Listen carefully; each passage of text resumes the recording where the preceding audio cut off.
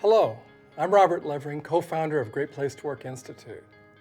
In this short video, we're going to identify the key factors that make a workplace great for employees, as well as the reasons why managers find it so advantageous to work in these companies.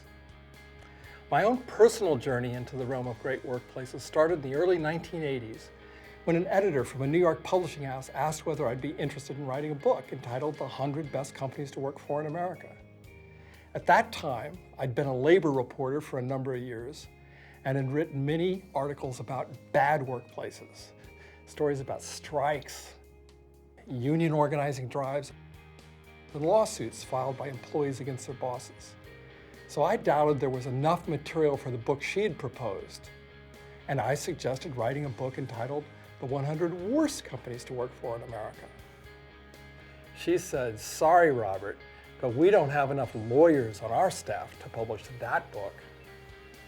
So, with my writing partner and fellow journalist, Milton Moskowitz, I began scouring the country for good workplaces.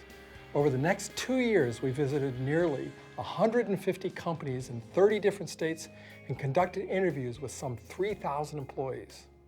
What we discovered completely surprised us. Now, many of the companies had remarkable perks or benefits, like the ones that offered free lunches in their cafeteria with calories printed on the menu instead of prices, or employee-owned retail stores where clerks were retiring as millionaires, or places with amazing on-site recreation facilities such as swimming pools and fishing ponds, or even firms with on-site daycare centers, a real rarity 30 years ago. Now, though these perks were fun to write about and probably helped to make the book into a bestseller, what really impressed me was the spirit within these companies.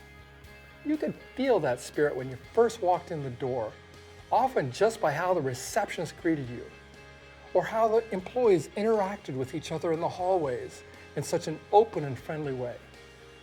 I began to ask, what did these companies have in common? I spent the next 2 years revisiting 20 of the very best workplaces and published a book called A Great Place to Work. What did I find out? I learned that what was truly distinctive about the very best workplaces was the way in which employees and the management got along with each other. In particular, based on the interviews I'd conducted with literally thousands of people, I observed an extremely high level of trust between the management and employees. By contrast, really bad workplaces are characterized by the lack of trust. In the book, I summed up what I had found by defining a great place to work as one where employees trust the people they work for, have pride in what they do, and enjoy the people they work with. The key distinguishing characteristic was trust. Since that time, I've continued on my journey into the realm of great workplaces and, with Amy Lyman, co-founded the Great Place to Work Institute, which now operates all over the world and does lists of best workplaces in more than 40 countries. The more we've explored these organizations, the more we've seen that it's not just employees who appreciate working in a great place. Managers also report several distinct advantages. They point to 3 ways in which they are better able to do their work as managers. First, their teams can focus all their energy on achieving business objectives. People don't have the various distractions that come from a low-trust environment, such as internal politics, poor communications, or lack of clarity about goals. Second, people are more willing to give their personal best. When people feel they are safe and secure, they're more willing to give creative ideas, so innovation thrives in a great workplace. And finally, managers say that people cooperate better.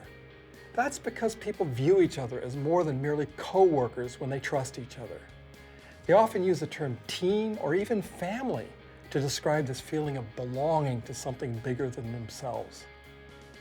And they often say they simply have more fun at work.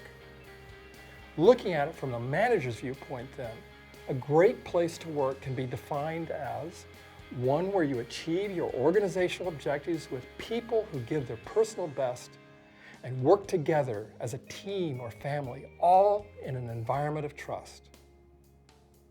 I hope that having a better understanding of what a great place to work looks like will help you as you embark on your journey to create yours.